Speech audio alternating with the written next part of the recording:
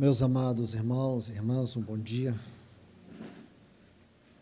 Que a infinita graça de nosso Senhor possa, mais uma vez, inundar os nossos corações. Vamos abrir as nossas Bíblias. Aqui, 2 Coríntios, capítulo 5. 2 Coríntios.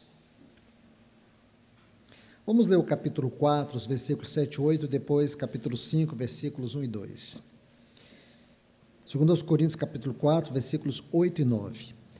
Em tudo somos atribulados, porém não angustiados, perplexos, porém não desanimados, perseguidos, porém não desamparados, abatidos, porém não destruídos. Capítulo 5, versículos 1 e 2. Sabemos que se a nossa casa terrestre deste tabernáculo se desfizer, temos da parte de Deus o edifício, casa não feita por mãos, eterna nos céus. E por isso nesse tabernáculo gememos, aspirando por sermos revestidos da nossa habitação celestial. Agora, por favor, Salmo de número 46. Deus é o nosso refúgio e fortaleza, socorro bem presente nas tribulações. Portanto, não temeremos, ainda que a terra se transtorne e os montes se abalem no seio dos mares. Ainda que as águas tumultuem e espumejem na sua fúria, os montes se estremeçam.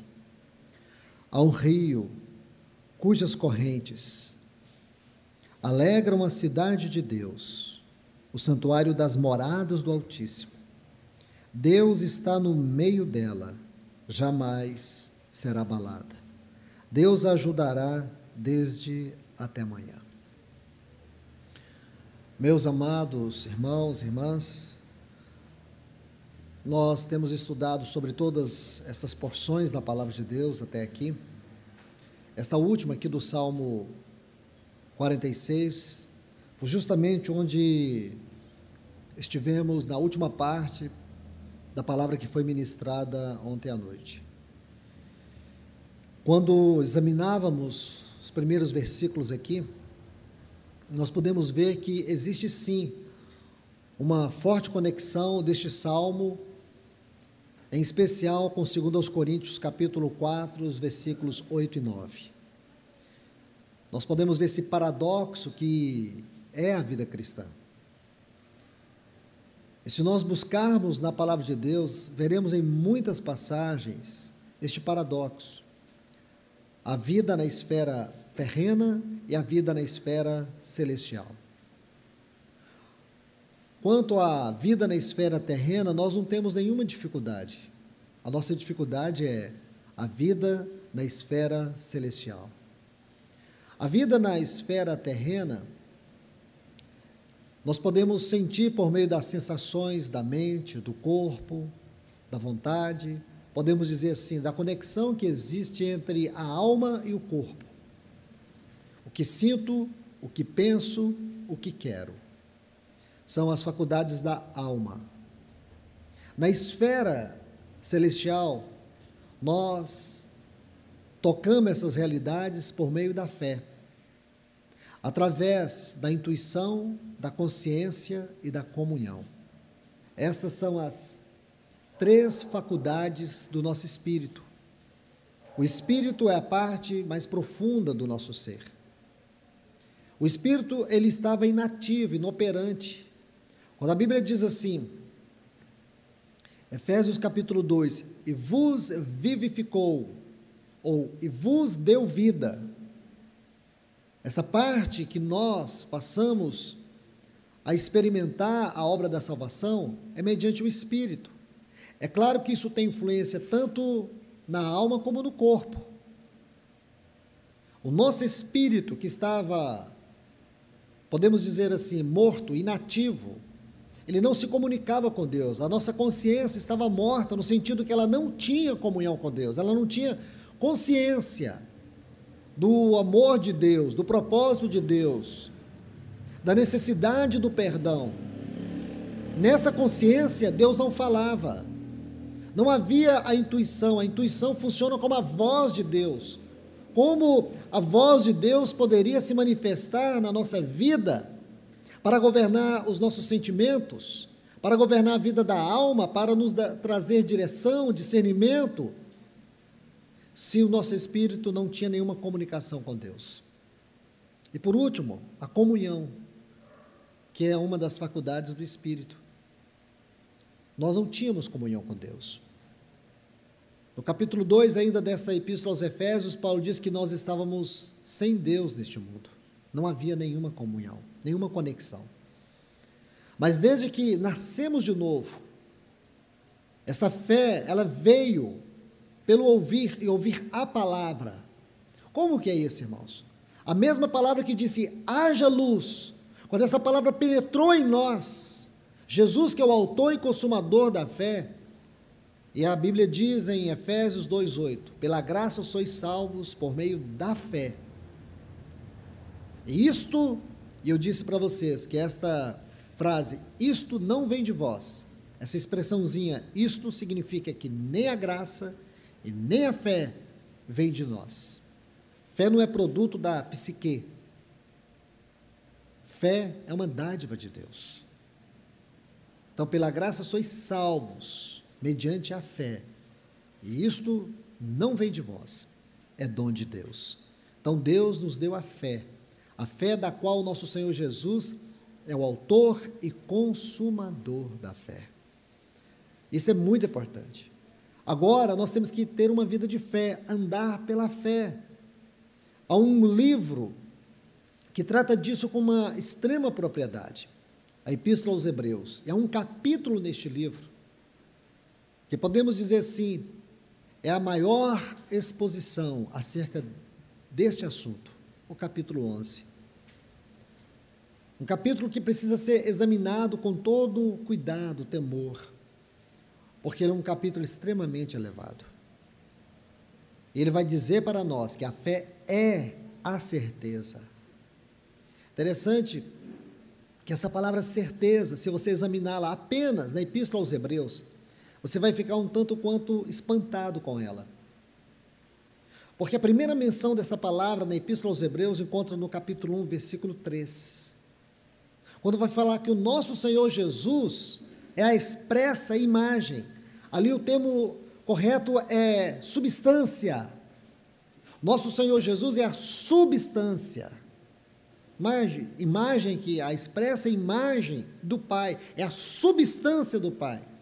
Então, quando você pega essa palavra no termo correto, dentro da Epístola aos Hebreus, você fica um pouco espantado com o seu significado e como fazer a aplicação.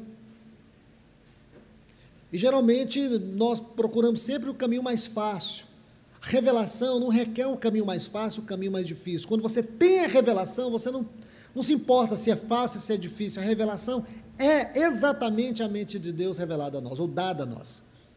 Então ele está dizendo que a fé é a certeza. A fé, ela nos leva a uma imagem, a uma realidade divina. É isso que você tem que entender. Ela não é um produto da nossa mente. A fé é uma realidade, assim como Jesus é a expressa imagem do Pai. A fé é a expressa imagem de Cristo, da sua pessoa, do que foi dado a nós. Não é um sentimento. Nós podemos dizer assim, que a fé é como que um sexto sentido que nós temos. Esse sexto sentido é o dom supremo, porque sem ele nós não obteríamos nada, nem a graça, não ganharíamos nada, nossa vida não teria o menor sentido, seria apenas uma religiosidade. E é isso que nos difere de uma vida religiosa e nos leva a uma vida piedosa. Vida piedosa não é vida religiosa. A vida religiosa, ela está em torno de coisas. Coisifica-se tudo aquilo que pode se tornar um ídolo para nós. Nós passamos a relacionar com as coisas. Nós passamos a estar em torno de coisas, buscar coisas, nos alimentar de coisas terrenas que satisfazem nossa vontade, nossa mente, nossas emoções. Isso é religião. A fé, não.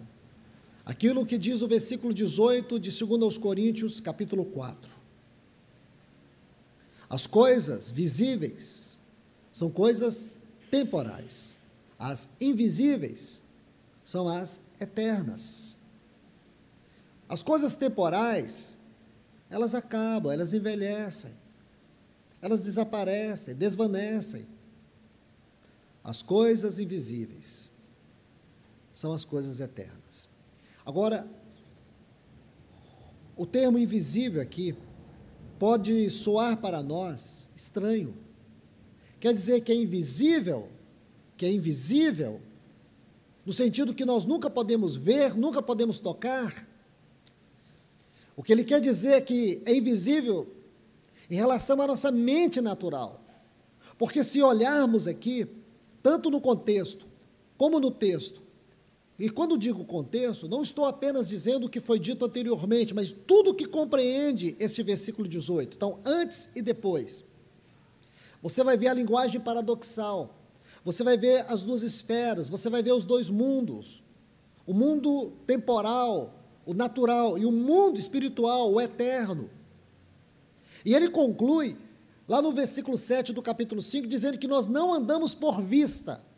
Não andamos por vista. Esse andar aqui vem de um vocábulo que significa estar em torno de.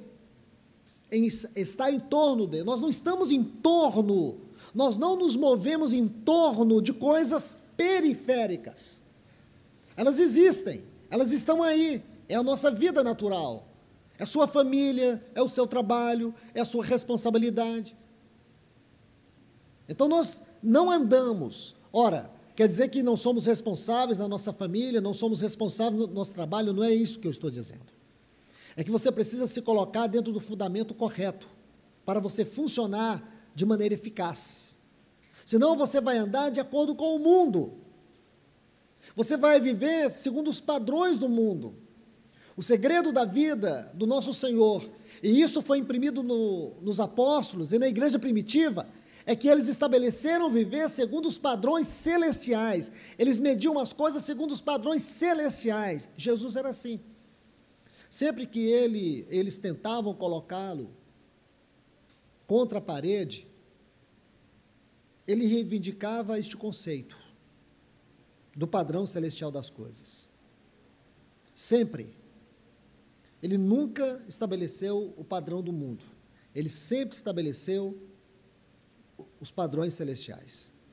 Quando o cristão aprende isso, a sua vida, de maneira extraordinária, ela muda.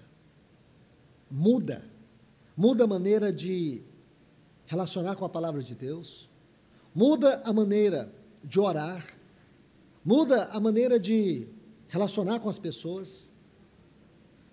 Você percebe a necessidade de uma vida centrada no Senhor. É nessa vida que você vai aprender as virtudes de Cristo, a humildade, quebrantamento, rendição, seriedade, discernimento das coisas. Você vai aprender a lidar com isso. E você sempre vai avaliar as coisas do ponto de vista espiritual. Isso vai te trazer paz. Isso vai te trazer paz, segurança. Você não vai ficar perdido como um barco no mar sem direção, sem o farol e sem a bússola.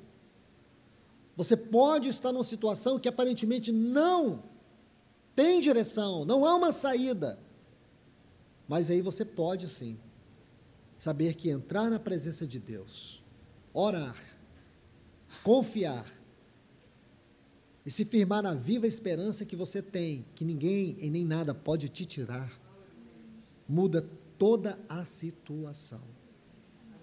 Eu disse isso na primeira palavra. Nesses últimos meses, eu tenho convivido com muitas pessoas que sofrem, com alguns pais que perderam seus filhos de maneira trágica, com uma querida irmã que perdeu o seu esposo de uma maneira trágica.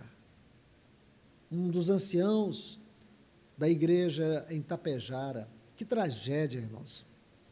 Confesso para vocês que nesses 10 últimos anos não vivi com uma tragédia que mexeu muito comigo, porque é uma assembleia que tem uma profunda intimidade com eles. Um irmão tão querido ser assassinado daquela forma, na porta da sua casa. Um homem tão respeitado, um bancário, funcionário do Banco do Brasil, respeitado na cidade, uma cidade pequena, não é violenta, e um crime como aquele. E você chega, a irmã te dá um sorriso, te abraça, te leva para a cozinha dela, faz um café, diz que fez um bolo, senta, conversa sobre tudo que pode conversar, menos que perder o marido. E por quê, irmãos? Como é possível isso? O que essa mulher, ela não aterrizou ainda?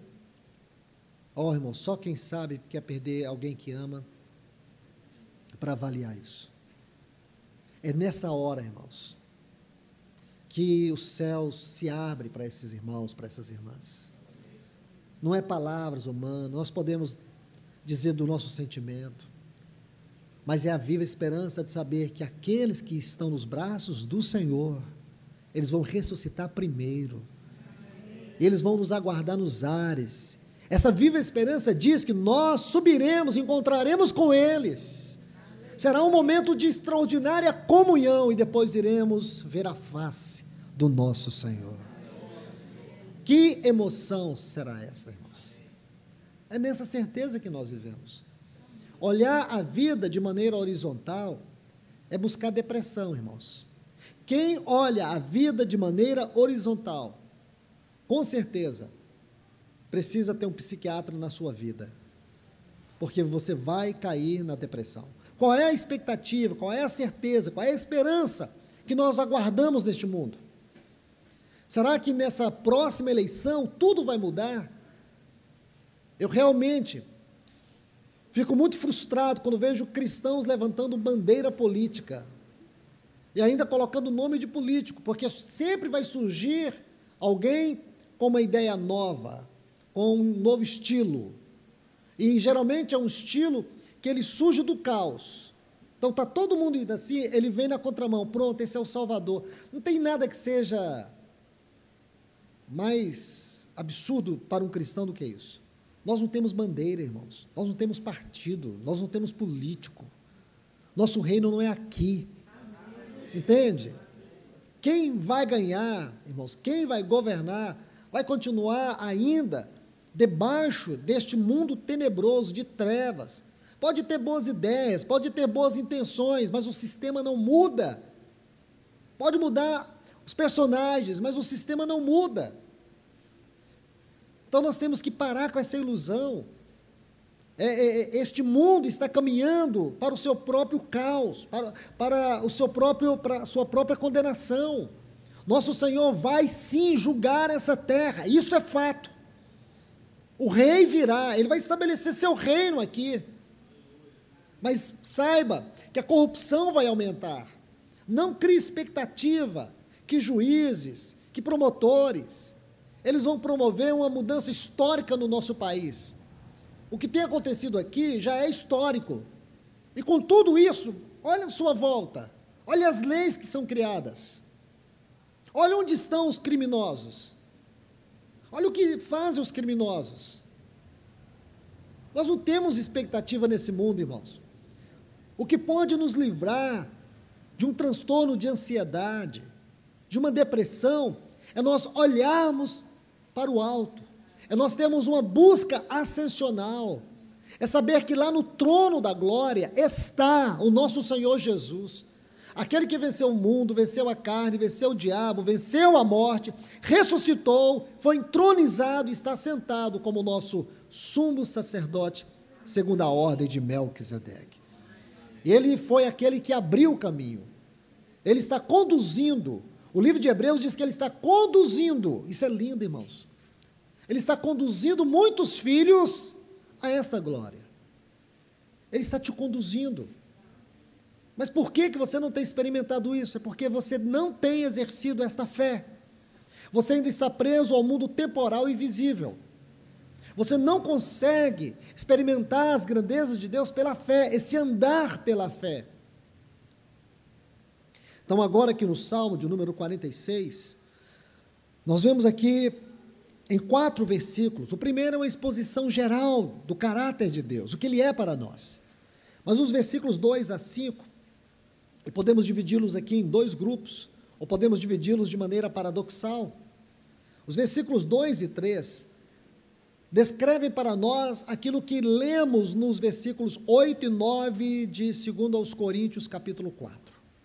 Quando ele diz, não temeremos, ainda que a terra se transtorne, os montes se abalem no seio dos mares, ainda que as águas tumultuem, e espumejem na sua fúria, e os montes se estremeçam. Sabe o que é isso, irmãos? São as nossas lutas, são as nossas batalhas, as nossas guerras, as nossas deficiências, as nossas dificuldades, as angústias que nos deprimem, nos oprimem, nos limitam. Todos nós aqui passamos por isso, todos nós aqui enfrentamos isso, enfrentamos lutas dentro de nós, enfrentamos lutas fora de nós, todos nós. Aí agora ele coloca o outro lado, ele vai dizer assim, há um rio cujas correntes alegram a cidade de Deus. Quando você vai estudar sobre esse rio, você precisa ler Apocalipse, capítulo 4 e Apocalipse, capítulo 22. Então você vai saber que ali no trono de Deus flui um rio que é cristalino. Apocalipse, capítulo 22, diz que esse rio, ele flui do trono de Deus. Nosso Senhor Jesus, em 2 ocasiões distintas, ele falou sobre este rio. Em João capítulo 4, quando ele esteve com aquela mulher samaritana. E ali em João capítulo 7, ele falou algo tão maravilhoso, tão precioso, sobre este rio. Quando ele disse que aquele rio, ele surge do nosso interior, ele flui do nosso interior, ele vem para dentro do nosso interior, e ele salta para a vida eterna. Em João capítulo 7, ele diz a mesma coisa, de modo mais amplo. Ele diz, quem crê em mim, como diz as Escrituras, do seu interior fluirão rios de águas vivas.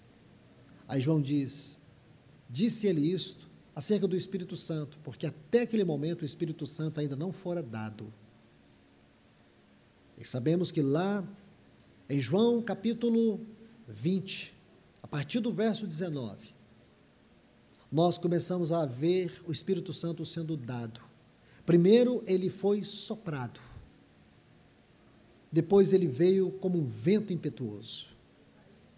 João capítulo 20, a partir do versículo 19, diz, trancadas as portas onde estavam os discípulos com medo dos judeus, pôs-se Jesus no meio deles e disse-lhes, paz seja convosco.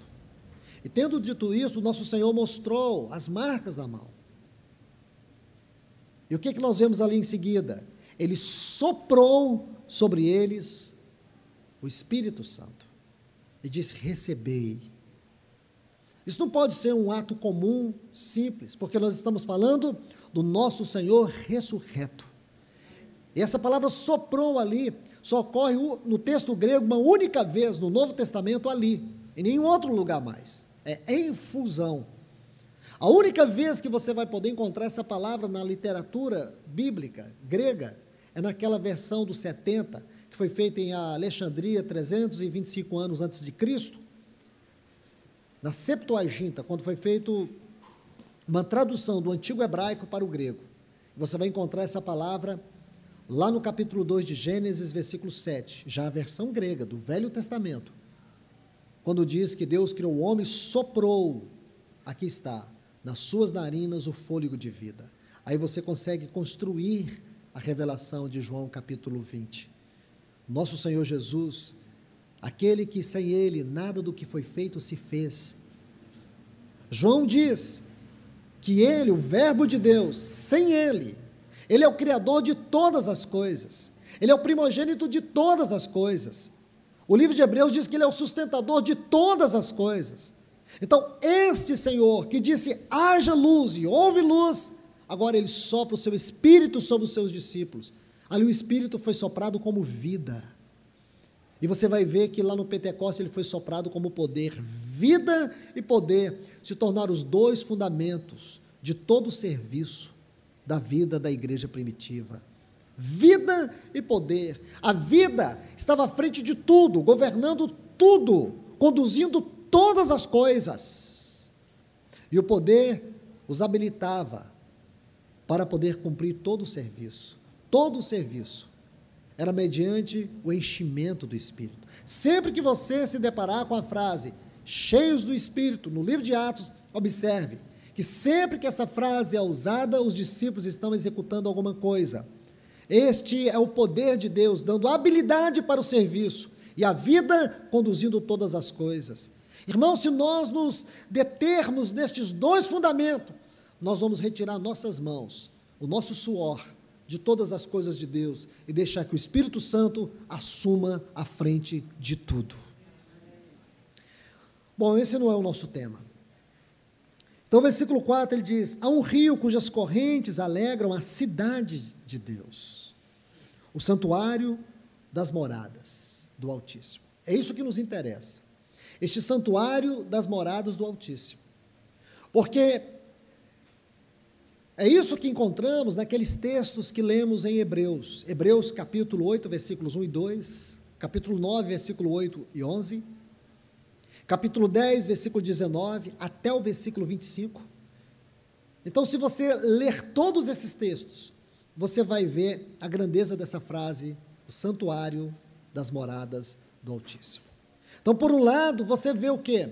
As tempestades, os abalos, tempestades e abalos que indicam a nossa vida no plano natural, o que passamos, o que sofremos, o quanto estamos suscetíveis a estas coisas, a sofrermos profundos abalos, como podemos ser extremamente impactados por situações adversas. O cristão, ele não está alheio a isto. O cristão não pode dizer que ele não vai passar por duras provas, por duras tribulações, por duras perseguições, por terríveis momentos de perplexidades.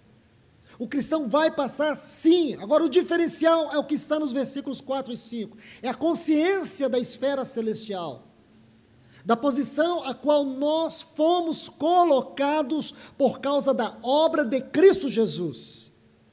Lembre-se, Efésios 1:20, o Pai o ressuscitou, e o colocou acima de todos os céus, acima de todo principado, potestade, de todo nome que se possa referir. Ele está sentado nos lugares celestiais, Efésios 1:20. Efésios 2:6 diz que também nos ressuscitou juntamente com Ele e nos fez assentar nos lugares celestiais em Cristo Jesus. Essa expressãozinha em dá o sentido de juntamente. Em Colossenses capítulo 1, versículo 13, diz assim, e nos tirou do império de trevas e nos transportou para o reino do Filho do seu amor. Então, nós temos que ter clareza da esfera aonde nós nos encontramos em Cristo. Porque senão, irmãos, viveremos uma vida cristã restrita, limitada, religiosa. Eis a razão por que encontramos tantos cristãos medíocres.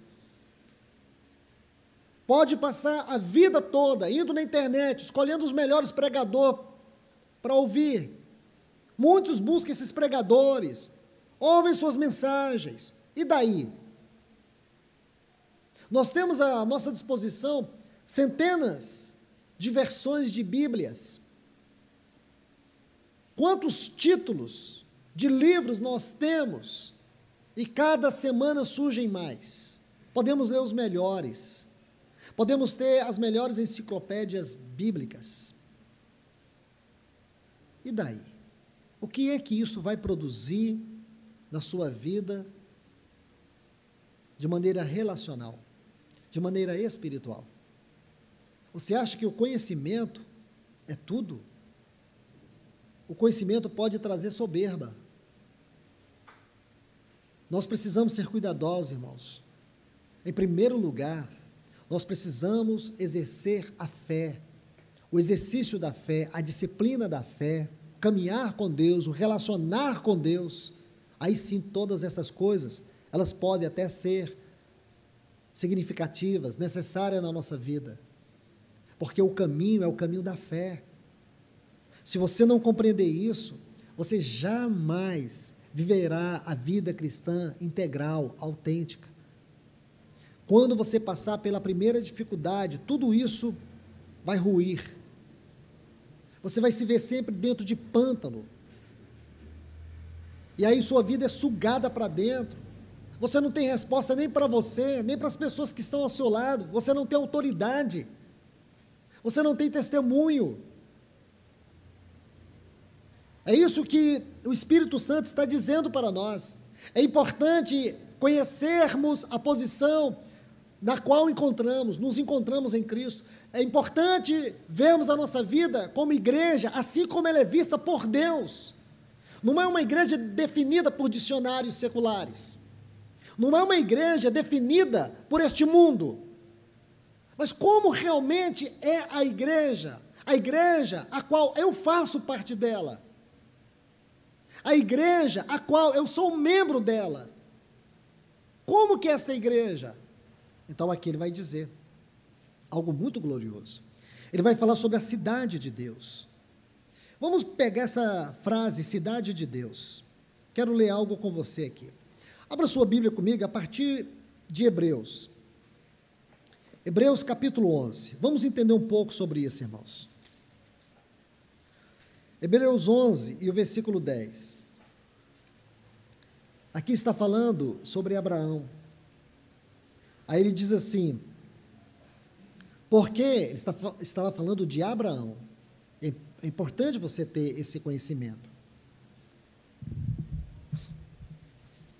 Ele diz assim, porque aguardava a cidade que tem fundamentos. Irmãos, qual é a única cidade na Bíblia mencionada que tem fundamentos? Só aquela que está lá em Apocalipse, capítulo 21, versículos 14 e 19. A única mencionada na Bíblia que tem fundamentos é a Nova Jerusalém. Então, irmãos, a história de Abraão está lá em Gênesis. A história da Nova Jerusalém está lá em Apocalipse. Então, será que a Bíblia é uma falácia? Será que esse texto aqui é uma falácia? Em que sentido? Será que Abraão já tinha essa perspectiva, essa busca, esse anelo pela Nova Jerusalém? Ora, irmãos, não precisamos ir longe. A única coisa que temos que fazer é olhar para a palavra de Deus e dizer o que a Bíblia diz. Eu não vou dizer o que a Bíblia não diz, eu vou dizer o que a Bíblia diz. A Bíblia diz que ele aguardava a cidade que tem fundamentos. Quando Deus, no capítulo 15, mostra para ele, aparece para ele, tem aquela experiência com ele ali, então Deus vai falar da cidade, vai falar do filho. Então nós sabemos que são duas experiências interessantes. Deus fala da cidade, fala do filho. Então quando você vê a trajetória de Deus com Abraão, você vai ver que ele caminhava. É tão curioso que diz que quando Deus chamou Abraão, Deus chamou ele para uma cidade que ele não sabia para onde ia.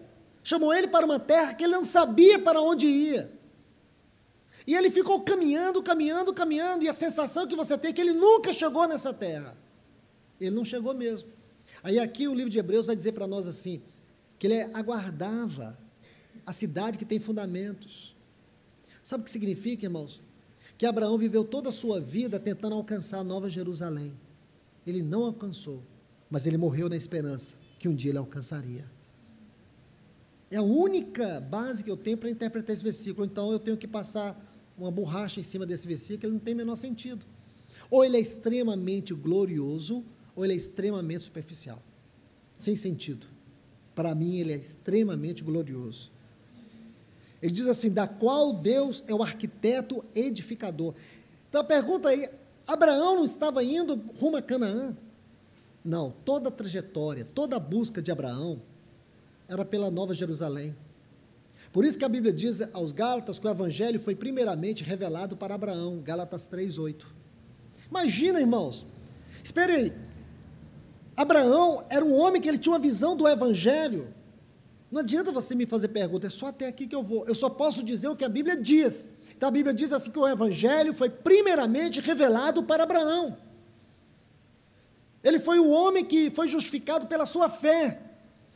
Aí nós temos que chegar em Romanos para poder abrir o capítulo 5, estudar a justificação pela fé. Abraão experimentou isso lá atrás. É pouco para você? Ele foi chamado amigo de Deus. Amigo de Deus. A visão que ele tinha de tudo isso, a compreensão que ele tinha da grandeza disso, foi que o habilitou a crer em Deus, a ponto dele tomar o seu filho e não hesitar em sacrificar naquele altar. Sabe por quê? Porque Abraão era um homem que tinha visão celestial. Ele tinha visão celestial. Sem uma visão celestial, irmãos, nós seremos governados por uma visão material, uma visão terrenal.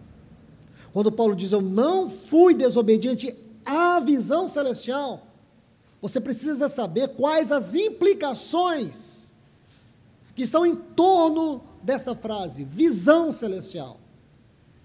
Abraão era um homem que tinha visão celestial. Quando você estuda a história destes patriarcas, você verá que eles eram homens que tinham visão celestial. Todos esses patriarcas, os 7 patriarcas do livro de Gênesis, você vai perceber que estes eram homens que tinham visão celestial. Vamos avançar.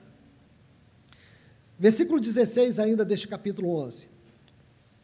Mas agora aspiram uma pátria superior.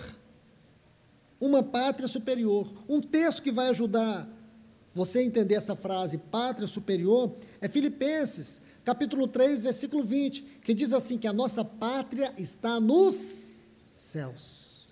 Pátria superior, isto é, celestial. Por isso Deus não se envergonha deles, de ser chamado seu Deus, porquanto lhes preparou uma cidade. A alegria, o prazer de Deus está nestes quais? Nestes aqui, que estão com essa visão daquilo que é celestial. Saber, irmãos, que este mundo aqui é passageiro. Nossa vida aqui pode chegar a 70, 80 anos. Por mais que se amplie a estimativa de vida, Moisés diz assim no Salmo 90, o que passa disso é enfado e cansaço. Não é verdade? Nossa vida é tão passageira. Mas que alegria é, irmãos, que gozo é este, de dizer assim, nós ainda temos uma cidade. Agora, entender as dimensões, a natureza, o caráter dessa cidade, é algo muito maior ainda. Vamos chegar lá, vamos devagar. Vamos para outros textos. Capítulo 12 aqui de Hebreus. Está assim, no versículo 22. Mas tende chegado ao monte Sião e à cidade do Deus vivo. Eu prefiro a versão revista corrigida, tem também na Reina Valera, que diz assim, tende chegado ao monte Sião, não tem I-A, tem a cidade do Deus vivo, porque a conexão correta é esta, que Sião aqui é uma figura da cidade do Deus vivo. Porque se você estuda sobre Sião no Velho Testamento, você vai ver que Sião era a fortaleza de Jerusalém, lá estava a casa de Davi. E a maneira como Sião é cantada nos Salmos, e a maneira como Sião é vista no livro de Apocalipse. Nós podemos dizer assim que Sião é aquilo que revela o pensamento mais elevado de Deus acerca do seu povo. é o pensamento mais elevado de Deus acerca do seu povo. Está na tipologia de Sião. Mas vamos avançar. Monte Sião, a cidade do Deus vivo, a Jerusalém celestial. E as incontáveis hostes de anjo, e a universal assembleia. Então é como se nós estivéssemos aqui, não é lendo. Esse versículo 22 de Hebreus 12, é como se um quadro fosse pintado para nós. Isto é, essa incontável hostes, a Assembleia dos Santos aqui, esta universal assembleia, Sião, a cidade celestial. Este é um versículo para você fazer uma interpretação mais contemplativa, porque você vai ver que essas coisas, elas estão aqui e elas se conectam. E é o que nós vamos ver no livro de Apocalipse. Vamos para o capítulo 13 e o versículo 14 ainda de Hebreus. Na verdade, não temos aqui cidade permanente, mas buscamos a que há de vir.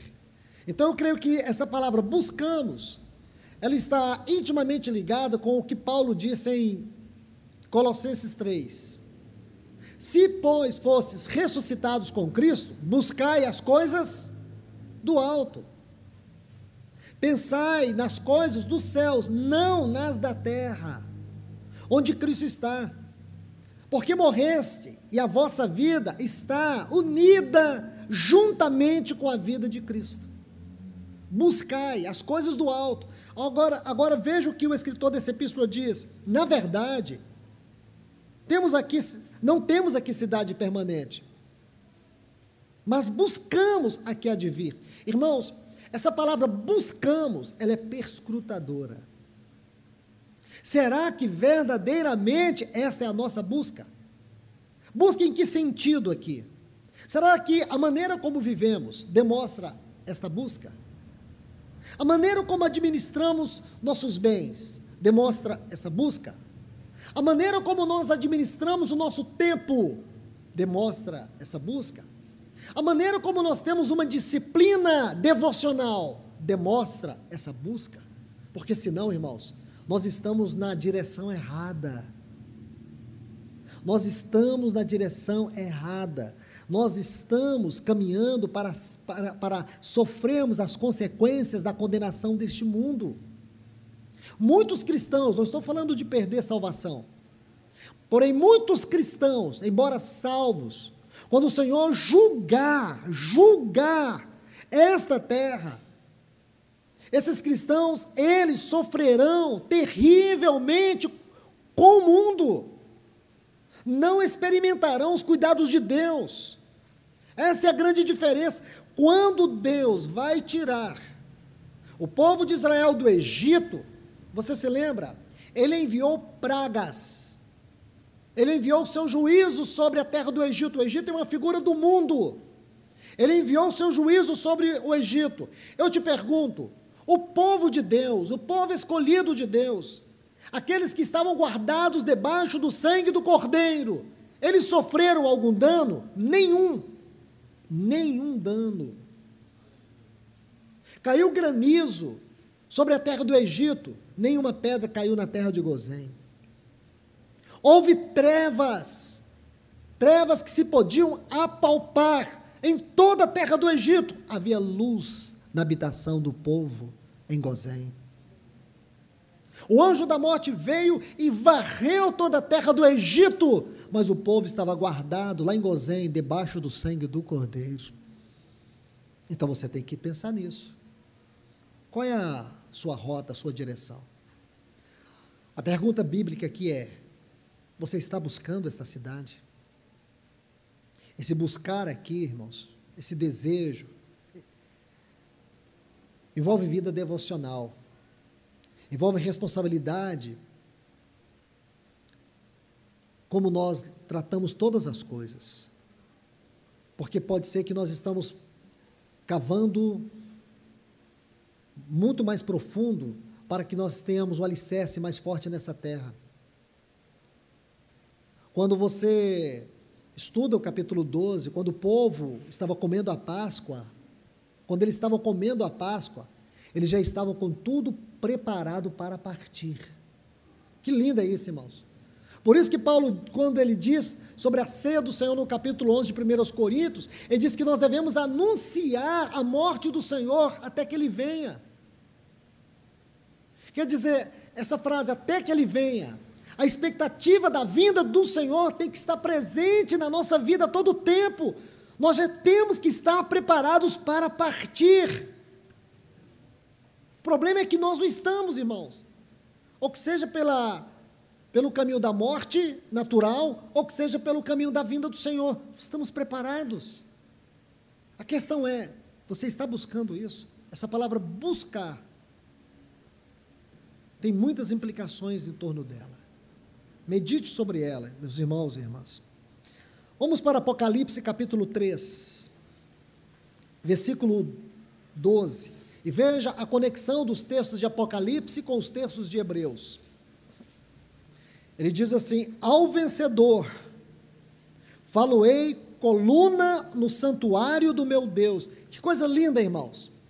Que entremesclar lindo. Lembre-se do Salmo 46. Olha o versículo 4 aqui. Santuário do meu Deus, a cidade do Deus vivo. Você está vendo aqui? Há um rio cujas correntes alegram a cidade de Deus, o santuário da morada do Altíssimo, santuário da morada do Altíssimo. Então ele diz que os vencedores, esses vencedores aqui, os vencedores de Laodiceia, aqueles que venceram a apostasia, aqueles que venceram o orgulho espiritual, a decadência, a degradação espiritual, aqueles que sobreviverem, não macularem o seu testemunho, não corromperem o nome de Cristo na sua vida, olha o que vai acontecer, irmãos, eles serão colunas, veja bem, no santuário do meu Deus. Está vendo aqui? O nome da cidade do meu Deus, aliás, a coluna no santuário do meu Deus, e diz, e daí eternamente sairá, gravarei também sobre ele o nome do meu Deus, o nome da cidade do meu Deus, a Nova Jerusalém. Esse versículo 12 aqui, irmãos, ele engloba tudo. Você tem que pegar esse versículo 12 e trazer ele lá para o Salmo 46, versículo 4. Aí você vai ver que o santuário da morada de Deus tem a ver com a Nova Jerusalém. Mas olha, irmãos, são degraus. Nós não somos capazes de chegar à totalidade da revelação de tudo isso de uma vez. É degraus. Cada texto desse é um degrau. Eu lamento muito, nós não temos tempo de estudar cada um desses degraus. Lamento muito. Mas vamos deixar que o Espírito Santo, quem sabe, possa impelir os irmãos a meditarem nesses degraus. Versículo 2 do capítulo 21, Apocalipse capítulo 21, versículo 2. Então vamos ver sobre esse santuário do meu Deus, que agora nós descobrimos, é uma cidade, a cidade que Abraão tanto anelava. Apocalipse capítulo 21, versículo 2. Vi também a cidade santa, a Nova Jerusalém. Então, quando os salmistas, eles cantavam sobre a cidade santa, irmãos, tire os olhos dessa Jerusalém terrenal. A Bíblia, ela foi inspirada por Deus, a Bíblia é a mente de Deus, é os pensamentos de Deus. Os pensamentos de Deus são pensamentos eternos, é tudo aquilo que compõe a eternidade, são os pensamentos de Deus. Nós não podemos ter uma interpretação temporal, nós não podemos ficar coisificando a Bíblia. Então, procuremos, com a ajuda do Espírito Santo, ver a mente de Deus de maneira mais elevada possível, para nós compreendermos a sua infinita graça, amor e misericórdia por nós, irmãos. Só isso pode nos libertar dessa prisão do mundo temporal. Ele diz, vi também a cidade santa, a Nova Jerusalém, que descia do céu da parte de Deus, ataviada como uma noiva, adornada para o seu esposo. Aqui nós aprendemos mais um detalhe, irmãos. É um detalhe que nós não estaríamos nunca preparados para aprender isso lá nos Salmos. se não pudéssemos ver toda a obra da bendita pessoa do nosso Senhor. E graças a Deus que está aqui. Lá no Salmo, nós começamos a ver um pouquinho sobre o santuário de Deus. O que é esse santuário? O que é essa cidade de Deus? O que é esse santuário das moradas do Altíssimo? Nosso Senhor, Ele começou a introduzir isso de maneira gloriosa no seu ministério aqui na terra. Ele falou 2 vezes sobre a casa de meu pai no Evangelho de João, no capítulo 2 e no capítulo 14. No capítulo 2, a referência é ele mesmo. Agora, no capítulo 14, é uma referência mais ampla. Na casa de meu pai há muitas moradas. Porque, por um lado, nós podemos dizer que o nosso Senhor era o lugar onde o Pai habitava na terra. Podemos dizer assim, nosso Senhor era a casa do Pai na terra. Agora nós vemos em João 14, que essa casa do Pai é muito maior. Ela é constituída de muitas moradas, e que essas moradas somos nós, e que nós também somos a casa do Pai. Por isso que a igreja é chamada casa de Deus. Lá em Timóteo, 1 Timóteo 3, 14 e 15, no versículo 15, Paulo diz isso. Que coisa preciosa. Observe aqui, irmãos, que você vai descobrir um outro detalhe dessa morada do Altíssimo, dessa santa cidade, dessa nova Jerusalém. Ele diz assim, ataviada como uma noiva. Então você descobre que essa nova Jerusalém é uma noiva. Ah, irmãos, isso é impressionante. Ela é uma noiva, é uma cidade nupcial. É uma cidade nupcial. Como foi possível isso, irmãos? Porque a Trindade, nós começamos falando sobre um templo. Se você recordar muito bem, na primeira mensagem, na quarta-feira à noite, falávamos sobre um templo. Lembre-se disso, um templo. Deus é um grande templo, constituído de 3 pessoas, Pai, Filho e Espírito Santo. Aí ele deu uma revelação para Moisés e diz, faça tudo conforme te mostrei lá no monte. Moisés fez conforme Deus mostrou para ele, aquele templo terrenal, constituído de 3 partes, átrio, lugar santo e lugar santíssimo. Aí depois você lê em João capítulo 1, versículo 14, que o verbo se fez carne, o Logos de Deus, ele se fez carne, ele habitou. Essa palavra habitou vem de um vocábulo que significa tabernaculou. Agora o templo desce para a terra. Em 1 Coríntios 1,9, Paulo diz assim, fiel é Deus, no qual fostes chamados, olhe bem, irmãos, à comunhão do seu Filho. Nós não fomos chamados à comunhão da igreja, nós fomos chamados à comunhão do Filho de Deus. A pergunta é, o que era esta comunhão? Essa comunhão é uma comunhão que se expressava em vida, em relacionamento e amor por toda a eternidade. Quando não havia ninguém, não havia nada, havia Deus, Deus pleno, satisfeito em si mesmo, na comunhão com o seu Filho e com o seu Espírito. Ali estavam as 3 pessoas da Trindade.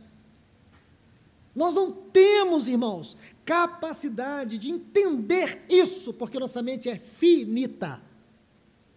Mas o que sabemos está aqui nesta palavra. E o que podemos enxergar, mesmo que de longe, é que esse grande eterno tabernáculo de comunhão, porque comunhão é a palavra que define as atividades de Deus. Tudo que Deus faz, Ele faz na base da comunhão. O nosso exemplo de comunhão, irmãos, não é um exemplo baseado no relacionamento da igreja primitiva. A igreja primitiva não é o nosso modelo de comunhão.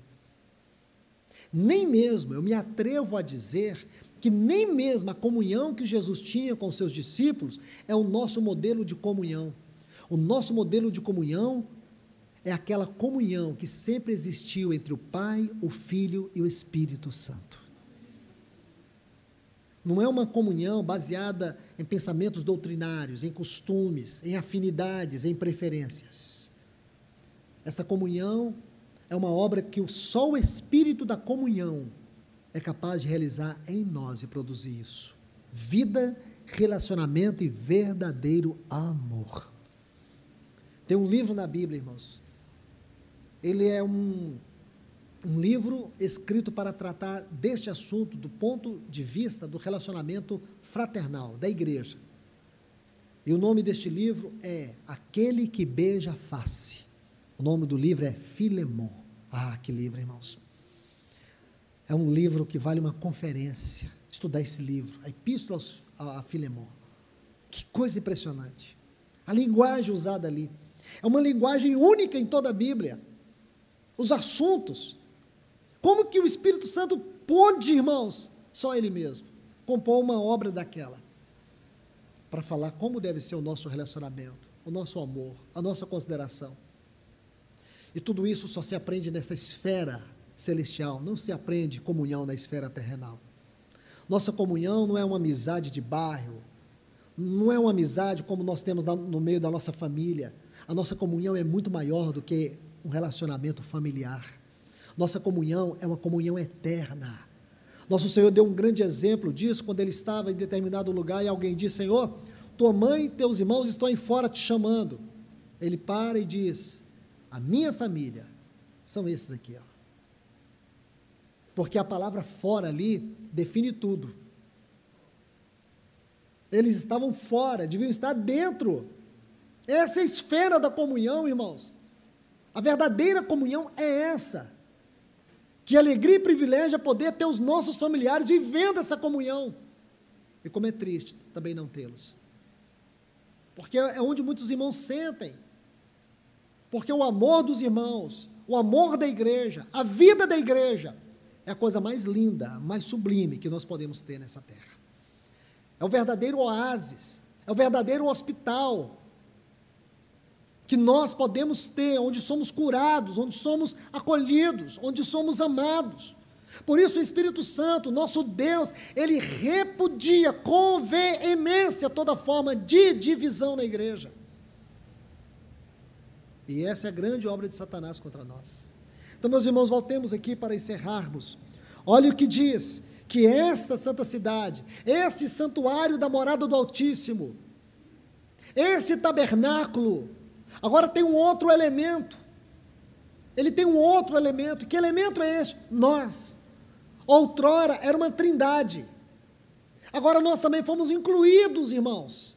Incluídos para desfrutarmos dessa esfera, dessa experiência, deste gozo, dessa alegria. Há um rio cujas correntes alegram a cidade de Deus. Aquele rio que alegrava a cidade de Deus, ele agora veio para dentro de nós. Qual a alegria que nós temos, irmãos? Ouvimos a palavra de Deus, ficamos tão mórbidos. Cantamos. Quando nós cantamos, nós temos uma disposição. Mas quando ouvimos a palavra de Deus, temos outra. Quando ouvimos a palavra de Deus, nós nos encolhemos. Ao final da palavra, temos uma sensação mórbida. Eu fico me perguntando, será que realmente Deus esteve aqui nesse lugar e esse povo ouviu a palavra de Deus? Às vezes eu me sinto extremamente envergonhado comigo mesmo, de ter sido tão incapaz de não ter ajudado os irmãos a ver isso. O senso que você caminha em outra direção é uma frustração que não tem preço, irmãos. Se não é o amor pelo Senhor, se não é a obediência ao Senhor, você desiste. Porque essas grandezas que estão aqui diante de nós, eu não estou fazendo nada mais, nada menos do que lendo a Bíblia com vocês. E como que nós lemos a Bíblia e dizemos que ela é a palavra de Deus e não sentimos ela falar conosco? Dizer que nós somos para Deus uma noiva, e que essa noiva é uma cidade, que essa cidade é um santuário. Para Deus, essa cidade é uma família. Para o Espírito Santo, essa cidade é um templo, onde Ele eternamente vai habitar. Para o Senhor Jesus, essa cidade é uma noiva, que Ele eternamente vai amar. É pouco isso, irmãos? Não é. Não é pequeno. E como que a gente troca tudo isso para limitarmos toda a nossa vida numa esfera terrenal? Como que a gente pode ignorar tudo que a Bíblia diz sobre nós e nos determos, gastarmos toda a nossa energia, todo o nosso tempo, todas as nossas emoções com as coisas terrenais? Como se isso fosse o propósito de tudo, o fim de tudo, o objetivo de tudo. Se aqui nós encontramos a resposta para tudo, eu te digo, se você acha que é assim, eu te pergunto, você é feliz? Você é plenamente realizado? Com certeza não. Agora você vai encontrar, desse outro lado, a história de muitos homens, muitas mulheres, que perderam tudo por causa desse grande tesouro, que não se importaram sofrer, padecer, mas que nunca olharam para trás e foram fiel até o fim. Alguns foram queimados, alguns foram transpassados por espadas, alguns foram cerrados ao meio. Está aqui em Hebreus capítulo 11. Está aqui em Hebreus capítulo 11. Eles sofreram, eles foram cerrados, foram rejeitados, foram chamados de escória. E por que eles nunca caíram no ostracismo, na depressão, no cativeiro da depressão? Por que eles nunca negaram o Senhor? Porque essas verdades eram uma realidade dentro deles, era uma inspiração, era um anelo incontrolável. A fé na qual eles caminhavam não os deixou olhar para trás. Então vamos mais, irmãos. Capítulo 21 de Apocalipse, versículo 10. E me transportou em espírito até uma grande e elevada montanha, e me mostrou a santa cidade, Jerusalém, que descia do céu da parte de Deus. Então é isso que nós aprendemos sobre essa frase tão importante aqui, cidade de Deus, do Salmo 46, versículo 4. Há um rio cujas correntes alegram a cidade de Deus. Então nós descobrimos sobre essa cidade algo tão precioso, que os patriarcas do passado, eles caminhavam em direção a ela. Ela era a busca deles. Aprendemos no livro de Hebreus que Abraão caminhava com anelo por essa cidade. Aprendemos que essa cidade, que é o santuário da morada de Deus, é onde os vencedores um dia serão colunas eternas. O que significa ser coluna ali? A palavra coluna sempre dá a ideia de sustentar, de firmeza. E depois nós aprendemos em Apocalipse 21, 2, que essa cidade é uma cidade nupcial, ela é uma noiva. A Nova Jerusalém é a consumação máxima da obra do Filho de Deus. Essa Nova Jerusalém não é o lugar onde nós vamos morar, é a cidade de Deus, é Ele que vai morar. Nós é que seremos a Nova Jerusalém. A Nova Jerusalém é a igreja gloriosa. Oh, irmãos, isso é precioso demais. Aí você entende as moradas, onde Jesus foi preparar, vou preparar.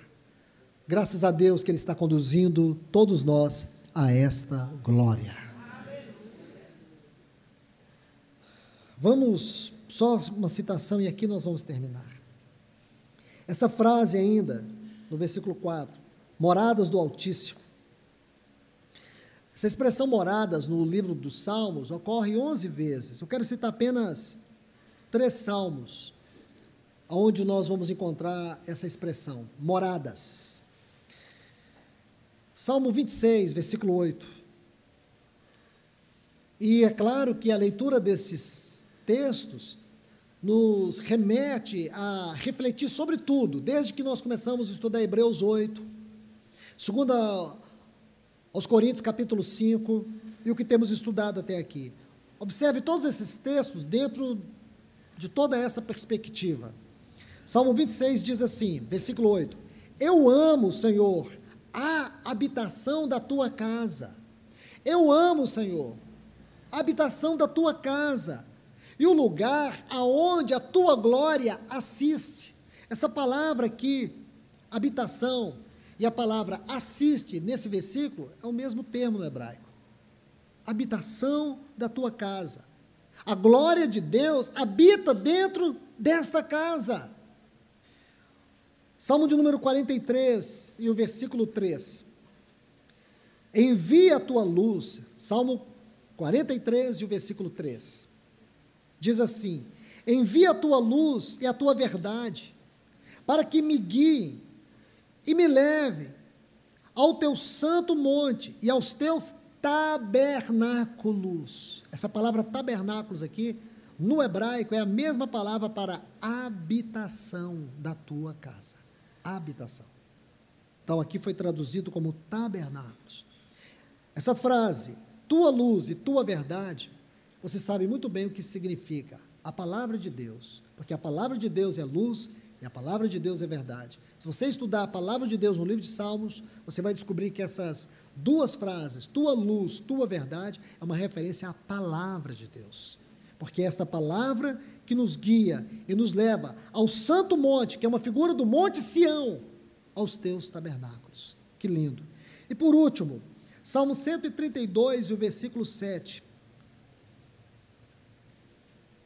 Está assim: entremos na tua morada, adoremos ante o estrado de teus pés. Que lindo, irmãos.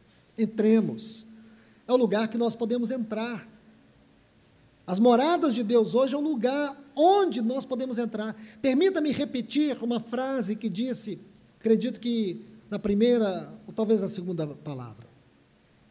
O céu, para nós, não é apenas um lugar. Coloque isso na sua mente de uma vez por todas. O céu, para nós, não é apenas um lugar. O céu, para nós, é uma condição.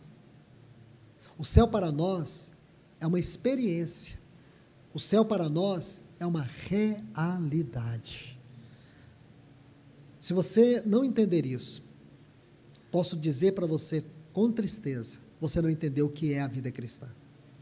Não espere ganhar o céu na totalidade só quando você estiver lá naquela glória vindoura. Você pode experimentar o céu hoje na sua vida. Você pode experimentar os lugares celestiais na sua vida. Você pode sentir um antigozo daquilo que um dia você vai experimentar em plenitude, porque esse corpo não suportaria. Então nós podemos experimentar sim, irmãos. Em meio às lutas, em meio às dificuldades, em meio às limitações, às perplexidades, você pode sentir um gozo inefável, uma alegria indizível, porque o rio que alegra o santuário da morada de Deus, ele salta para dentro de você. Este rio está aqui dentro, irmãos. Então, como não ser feliz?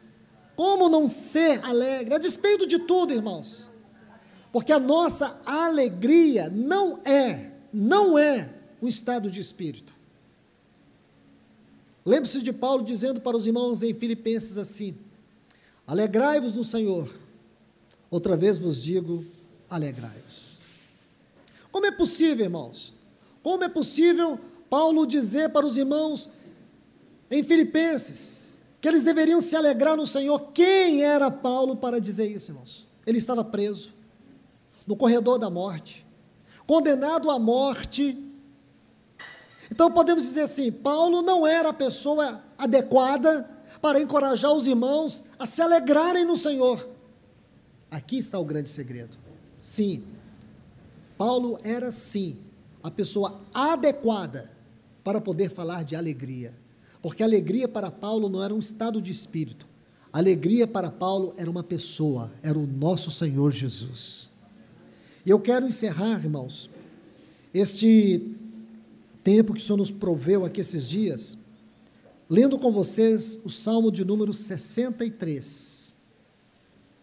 São apenas 11 versículos.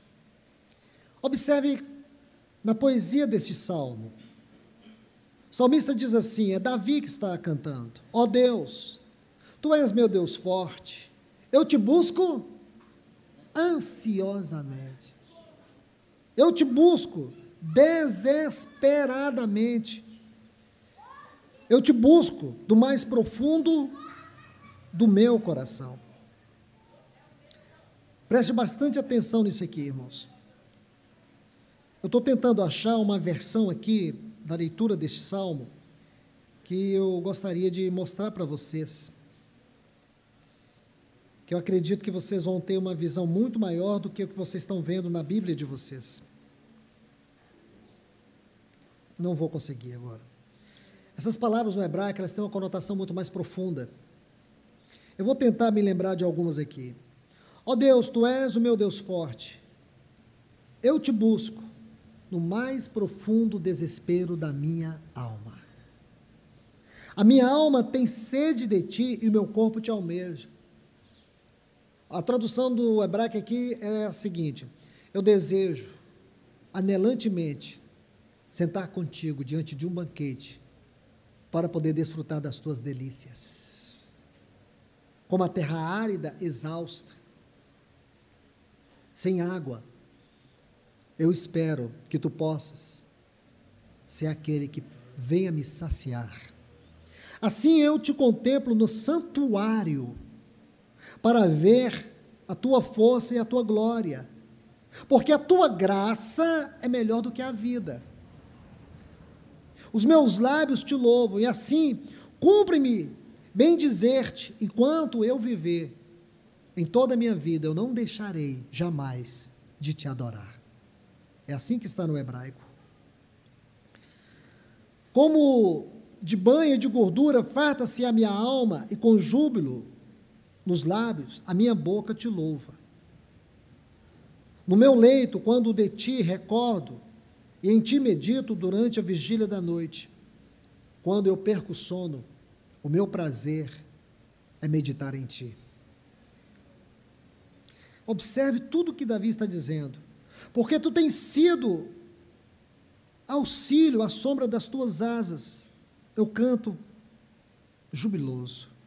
A minha alma pega-se a ti, e a tua destra me ampara. Porém, os que me procuram a vida para destruir, abismar-se-ão nas profundezas da terra, serão entregues ao poder da espada, e virão a ser pasto de chacais. O rei, porém, se alegra em Deus. Quem por ele jura, gloriar-se-á, pois se tapará a boca dos que proferem mentira. Agora eu quero te fazer uma pergunta. Você sabe quando foi que Davi cantou esse salmo? Quando ele compôs? Eu vou te dizer, Davi compôs esse salmo num dos dias mais tristes da vida dele. Davi estava no seu palácio, cercado por seus amigos, pelo sacerdote, Zadok e Abiatar, quando de repente o mensageiro entra em pânico e diz assim: Davi, Absalão tomou o trono. Quando Davi soube disso, se você ler todo o capítulo 15 de 2 Samuel, prefira fazer isso quando estiver em casa. A Bíblia diz que Davi saiu correndo, ele pediu que Zadok pegasse a arca, e Davi saiu fugindo com as suas mulheres, ele deixou apenas as concubinas para trás, com as crianças. E se você ler aqui, 2 Samuel 15, diz que Davi saiu descalço. Ele saiu descalço, com um pano na cabeça, chorando. Chorando. Em determinado momento ele para e diz assim: Zadok, leve a arca de volta para Jerusalém. Porque se um dia o Senhor me permitir, eu vou voltar, eu vou entrar, e eu vou contemplar, eu vou adorar Ele, né, neste santo lugar. Aí Zadok, em obediência, voltou com a arca. E a Bíblia diz que Davi seguiu chorando, cercado de todos os seus valentes. E se você chega aqui no capítulo 16, então vocês vão ver muita coisa linda aqui no capítulo 15. No capítulo 16, quando Davi chegou em Baurim, Baurim é uma terra onde viviam os familiares de Saul. Aí surge um homem chamado Simei. Olha que cena incrível, irmãos. Simei. Quando ele vê Davi, ele pega pedras e começa a jogar em Davi. Começa a jogar, apedrejar. Sabe quem estava ao lado do Davi? Ele tinha um grupo chamado de valentes de Davi, que eles tinham 6 dedos em cada uma das mãos. Eles, segundo os estudiosos, eles eram homens de aproximadamente 3 metros de altura. Quando você estuda a biografia desses homens no livro de Crônicas, esses homens valiam um exército, chamado Valentes de Davi. Eles eram os homens mais temidos do mundo daquela época. Os filisteus, que foram um dos piores inimigos de Israel, eles tinham mais medo dos valentes de Davi do que de Davi. Porque esses valentes de Davi devastaram os filisteus. Eles eram temidos. E Davi está cercado com esses valentes. E Simei jogando pedra, e amaldiçoando Davi. E um desses queria fazer um picadinho de Simei. Davi disse: não, não faça isso. Se o meu filho, que é o meu filho, tomou o trono, meu trono, quem sabe o Senhor quer que eu passe por tudo isso? E ele seguiu descalço, com pano na cabeça, chorando. Que cena, irmãos! E é num desses acampamentos que ele para, que ele escreve esse salmo.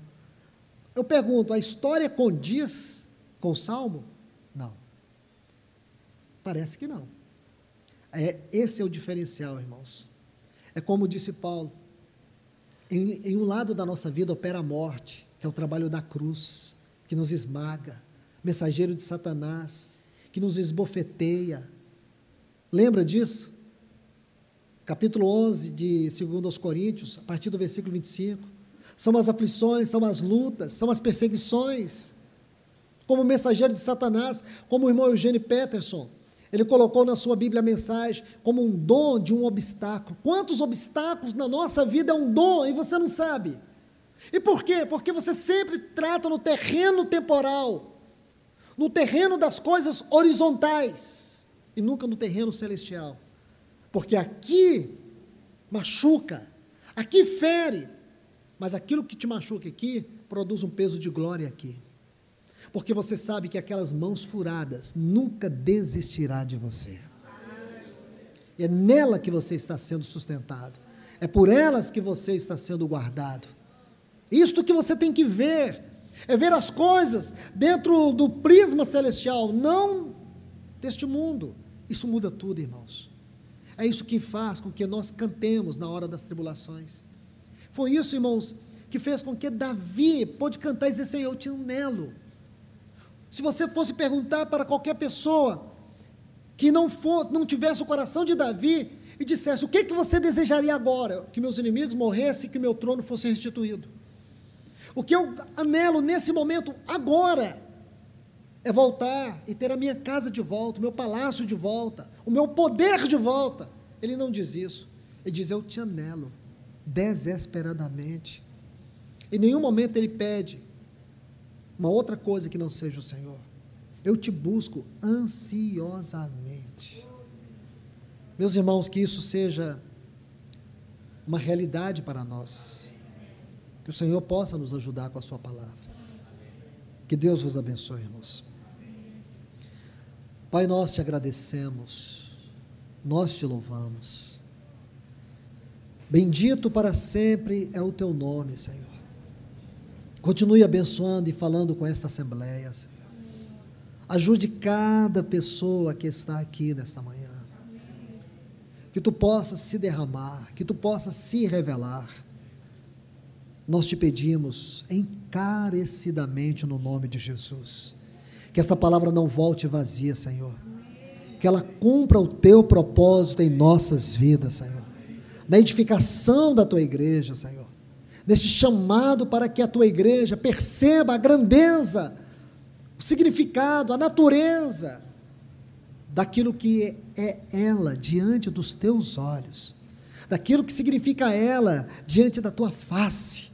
Senhor, faz-nos ver a grandeza desta igreja, como o teu corpo, como a tua noiva, como os teus filhos, como o teu santuário. Ajuda-nos, Senhor. Nós precisamos neste momento. No grande nome de Jesus. Amém. Que Deus os abençoe.